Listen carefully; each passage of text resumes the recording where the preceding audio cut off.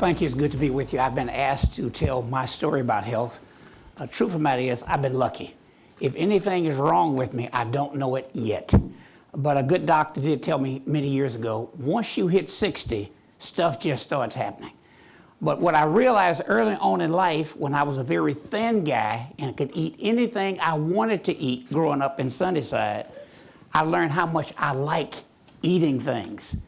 And it's amazing, I could eat all of the red meat, I could eat all of the French fries, I could eat everything that I wanted to eat, and I was thin as a rail coming out of high school. I went to college my freshman year before going to Texas Southern. I went to Xavier in New Orleans. And as most people do when you go off to college, I had the freedom of drinking what I wanted to drink. Back then in Houston, the clubs would change. The clubs would stop serving alcohol at midnight in 1972. And when I went to Xavier in New Orleans, you no longer needed a flask to slip in because at midnight they would change the bands. And so what did I do? I just decided to drink like a guppy. And then I made the mistake of drinking a little too much. I got drunk. And then I did everything you could imagine that would have gotten me put out of school.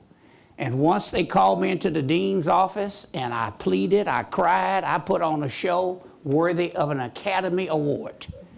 And I learned a valuable lesson. I've not had a drop of alcohol since Labor Day of 1972. So in terms of health, that's one good thing I don't have. But I never stopped that habit of eating what I wanted to eat, when I wanted to eat it, and as much as I wanted to eat. But the difference between Rodney late on in life from Rodney early on in life, back when I could eat whatever I wanted to eat, I walked, I rode a bike, I sweated on the back of that truck when my daddy was a yard man doing people's yards. So I had more exercise than I had late on in life. And then I ended up in Washington, D.C. working for a member of Congress, and what I found out in politics is people always want to meet over a meal. In fact, now I've learned how to tell people when they say, can we have breakfast? No. Can we have lunch? No. Can we have dinner? No. Well, how can I meet with you? Ask for a meeting. And I try to do meetings in the space in which I want to do them. When I went on city council, I had my own office, not working for a member of Congress. I really blew up. And for me, it was a lot of fun. Eating all that barbecue, having all of the French fries, ice cream. I love it. Now, here's what I learned about diets. It's a real simple rule if you want to lose weight. If it tastes good, don't eat it. That's really all you have to remember. I've done them all.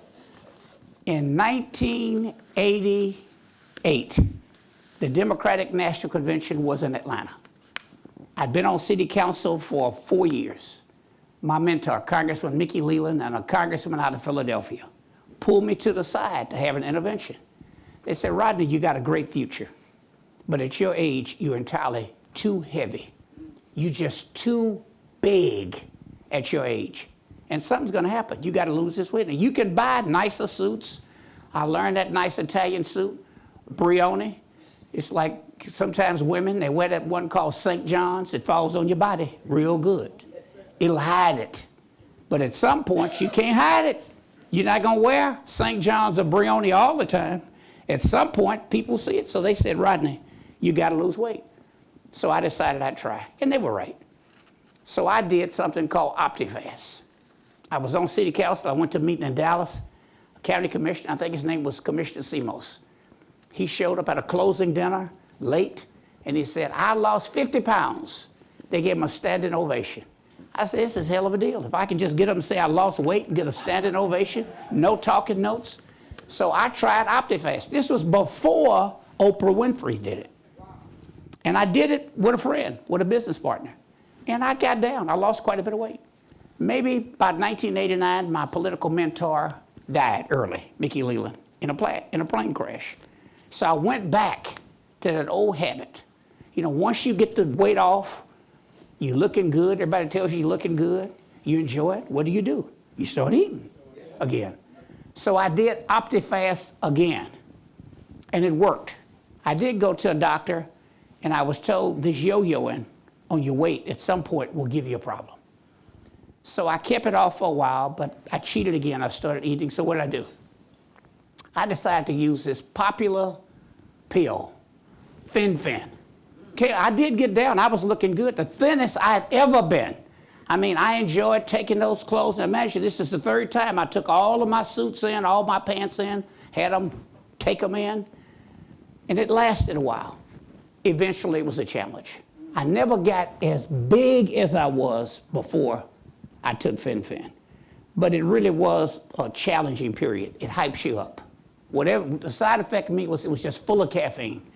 Most people who know me know I don't need anything to speed me up.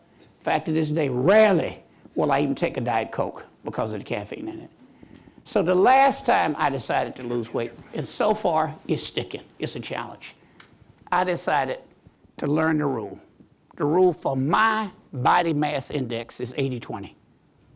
80% of losing weight is what you eat. 20% is when you do the exercise. How will I know? I did a bike ride across Texas. I'm almost 70 now.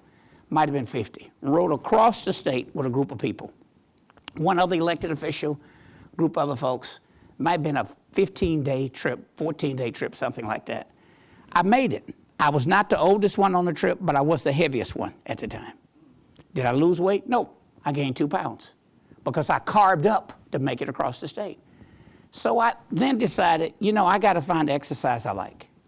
Golf, you spend more time chasing that little white ball and you own the cart. As hot as it is in Houston, it's just hard to just carry that golf bag and walk. So I decided, what do I like? I enjoy cycling. And I've worked cycling into most of my daily routine as much as I can, as often as I can, wherever I go. And I'll tell you a secret, you never know how beautiful any city is, not just my hometown of Houston. You never know how beautiful any city is until you walk it, run it, maybe, but you're not looking as much when you're running or when you ride a bike. And wherever I go in the world, I make sure I get access to a bicycle, a good bicycle. And I've included that in my public policy work. As a state legislator, we'd organize these bipartisan bicycle rides at conferences for state legislators. I'd argue with the conference conveners. They'd say, well, you don't want the press to see you riding when you ought to be in a workshop. Yes, I do, because I plan on being in office for a long time. But generally do those rides early in the morning, 7:30 in the morning, and I'd get a lot of pot-bellied state senators, state legislators, like I was from time to time, and trying to reduce it on bicycles. And I learned a valuable thing. Rarely do you see someone with a frown on their face when they're on a bicycle. So I did that for maybe 15 years. And then I ended up becoming a county commissioner, which gave me a real opportunity to expand and invest money in trying to create a healthier lifestyle in terms of exercising, biking, or walking, or jogging with other people. I learned a lot along the way in the legislature about complete streets. I learned that most people just talk about it, don't really do it. But as a county commissioner, I've decided I'm going to take Vision Zero seriously. And anytime I'm going to do a street, if it makes sense to add a sidewalk or to add a bike lane or a trail for people, I'm going to do it. When I look at parks, I see if there's space where I could add more trails to get people out there. And then you got to make it interesting for people along the way. Even before I became a county commissioner, a group came to me and they wanted to try and encourage the mayor of Houston to invest X amount into doing Bayou Greenways, paving all of those trails. And they said, we want a bipartisan campaign. They wanted someone from the Bush family. They wanted me to be the Democrat on the other side, Pierce Bush. So he and I co-chaired that effort, did videos to push it. When we went in to see the mayor, I said, don't go in there and ask the mayor at that time, it was Denise Parker, don't go in there and ask her for $100 million if that's what you want. Go in there and ask for $200 million and hope you walk out with 50. Yeah. Fortunately, we walked out of that meeting, series of meetings, with $100 million. Private sector put up considerably more. Houston now has 150 miles of protected, paved bike lanes along bayous. The challenge is all of those bayous go to the Gulf of Mexico. To make it interesting when I'm riding or get more people to do it, you don't want to ride one direction and then ride back that direction. I don't know why we like that. You want to go one direction, you want to go around, you want to come back. So now the challenge is connecting those bayous, oftentimes along a city street or utility corridor. Back when I was in the legislature, I had to disagree with my friends who were fighting. The trial lawyers were normally fighting legislation to give the folks who own those utility lines immunity from liability so we can use those trails, that land that is protected. And they mow it to put the power lines up so you can run bike trails on it. We passed that through the legislature, initially for Harris County. Eventually it was passed across the rest of the state. And so now the challenge is using public dollars and some philanthropic dollars to connect these bayous so you don't have to go in one direction and come back the same direction. Along the way, with some of the county funds, with your money, the public's money, I spent X amount, we won't say how much, to do murals in downtown Houston. All murals that have a purpose to them.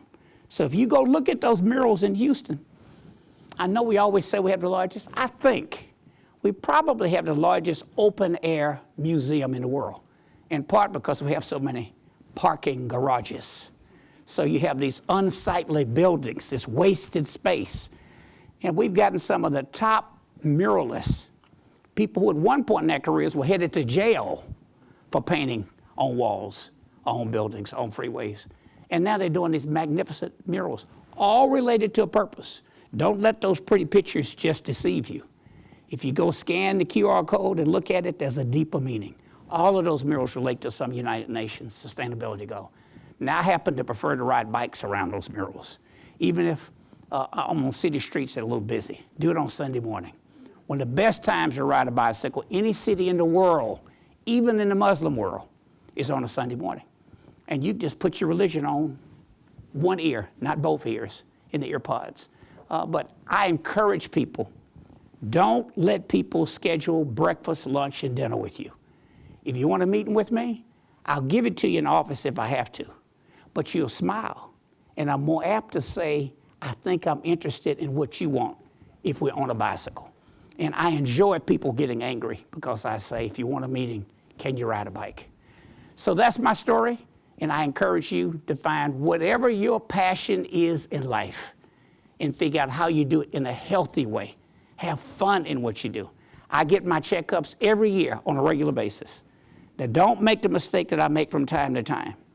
And when I'm waiting, if I have a pain somewhere when I'm almost 70 years old, whatever you do, don't Google that thing that says, ask the doctor, because you'll never go to sleep. Instead of Googling it, go to a doctor and let them analyze it and ask them. And I think that if you do as much as you can to watch what you eat, take the nutrition classes, learn what it means, cut the sugar, cut the carbs. As much as you can, reduce the red meat. If you can't stop it, reduce the red meat. And for whatever you want to do, don't fry it. And in communities of color in particular, I always try and team up with one of my Hispanic colleagues who has some profile, a public figure or media personality. And we go through this drill, and I tell the African Americans, you enjoy soul food? What's soulful about high blood pressure? What is soulful about diabetes? And then the Hispanic person says to Hispanics who are in the audience, it's bad enough to fry the beans, and now you're going to refry the beans. One of the major causes of death, if not the major cause, is what we eat. Now, is that a heck of a deal? I mean, how irrational to eat oneself to death.